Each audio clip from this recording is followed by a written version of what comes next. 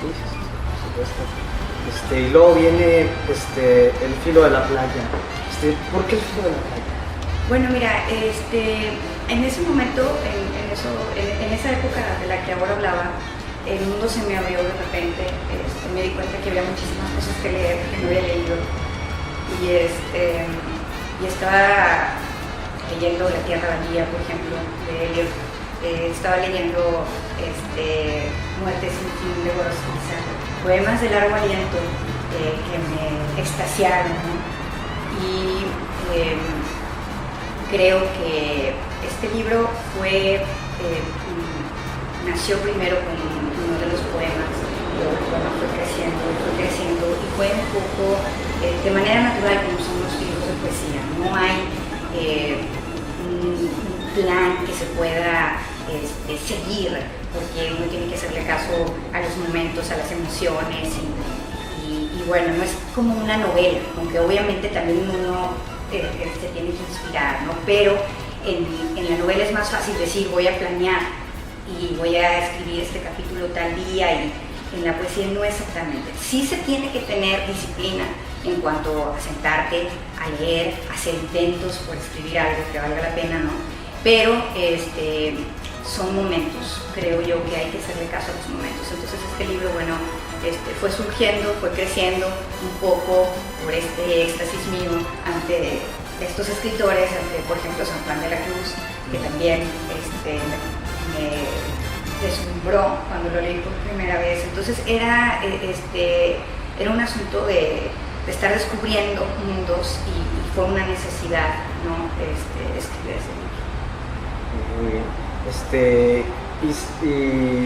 Y bueno, has tenido colaboraciones, sí he visto algunas, por ejemplo con David Nieto en las ilustraciones, no solo en Poemas del Árbol, sino también algunos proyectos que hizo, bueno, aquí en los Centros de las Artes de Nuevo León, que ponen poemas en YouTube y los ilustran.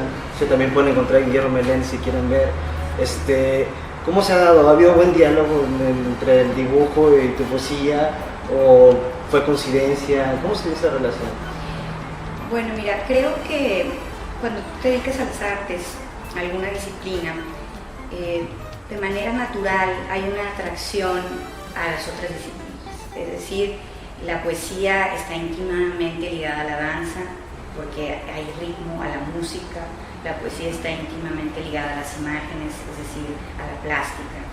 Entonces, en mayor o menor medida, uno se va acercando a otras disciplinas. En realidad, en mi caso, yo fui bailarina muchos años, entonces la danza siempre estuvo conmigo, ¿no? La música como aficionada a escuchar, ¿no? Nunca toqué ningún instrumento.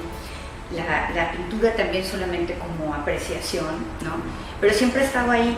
Sin embargo, cuando estaba trabajando este libro de Poemas del Árbol, pues surgió la idea de publicarlo, y una buena amiga que es Jessica Nieto, hermana de David, me sugirió que David y yo podríamos hacer este proyecto juntos, ¿no? Entonces yo, una vez que tuve el libro listo, porque este es un asunto, eran poemas que yo había estado trabajando desde hacía años, y quería darme el gusto de hacerlo por mis hijos, porque mis hijos no podían entrar a estos otros textos que había yo publicado.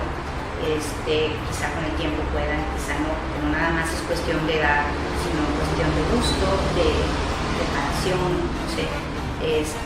Pero bueno, el caso está que este libro, dedicado por supuesto a ellos, y me recomendó entonces Jessica, David, que no lo conocía más que un poco, y le entregué el texto a David. Nos reunimos, platicamos un poco de qué era lo que yo esperaba, y él se puso a trabajar de una manera muy padre. Creo que el resultado fue muy bueno. Me ha tocado de pronto encontrarme con amigos o amigas que me han dicho que sus hijos lo leen, y eso me llena de emoción, ¿no? Porque además, como son poemas y son muy breves, el niño ya se va a dormir y dura nada, ¿no? Es una cuartilla, 2 cuartillas alguno. Entonces es una cosa muy fácil, es una manera de introducir al niño al mundo de la literatura, y bueno, me llena de emoción eso, ¿no? Ahora que te comento que trabajé en un libro nuevo, que es el título es Naturaleza Muerta. También trabajé con un artista plástico, nada más que en este caso es un pintor, y más bien son obras de él que ya estaban realizadas. Como siempre he sido admiradora de su trabajo y hemos tenido un diálogo desde hace años con Salvador Díaz, bueno, pues hemos, del trabajo que tiene, he seleccionado algunas pinturas que van a salir en el libro. Excelente. Bueno, ya pasando un poco más dentro de tu obra, ya vemos cosas temáticas, relación poética. Ahora mencionaste que hay una relación erótica entre las letras y el escritor. Yo te preguntaría, ¿es solamente la única relación que hay entre las letras y el escritor? Y si no, ¿por qué te llama más la atención la relación erótica en lugar de otras? Bueno, mira, es un asunto también metafórico. Es decir, obviamente en mi trabajo hay cierto erotismo muy palpable, ¿no? Yo trabajo con el cuerpo, con la sensualidad, pero cuando yo a lo que me refiero cuando hablo de que hay una relación erótica es que la musa en sí del escritor cualquiera es la letra, ¿no? Y hay una relación, hay una atracción tremenda entre la letra y la lengua, digamos, y el escritor, ¿no? Porque aquí entramos en un tema muy interesante que tiene que ver con la inspiración. Algunos dicen, bueno, si nos vamos a Platón, ¿verdad? Que los poetas son solamente intermediarios de aquella voz que escuchan divina. Y luego hay estas otras posiciones, y eso todavía hay gente que lo cree, ¿no? Pero si no divina, por lo menos una voz que quién sabe de dónde viene. Y luego hay esta posición de que tú como escritor eres un dios y entonces puedes mover lo que tú quieras, y pues tampoco es cierto. O sea, pero quiero decir, no es una cosa que está arriba y la otra abajo, sino que están las dos cosas aquí. O sea, está la lengua, está el escritor, y hay una especie de coito ahí.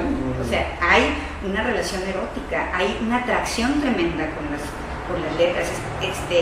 No lo puedes dejar, ¿no? Estás ahí porque es una necesidad y es una atracción, digamos, mutua, porque la lengua está viva, no es algo estático, ¿sí? Entonces hay un constante acercamiento quizá a ese alejamiento.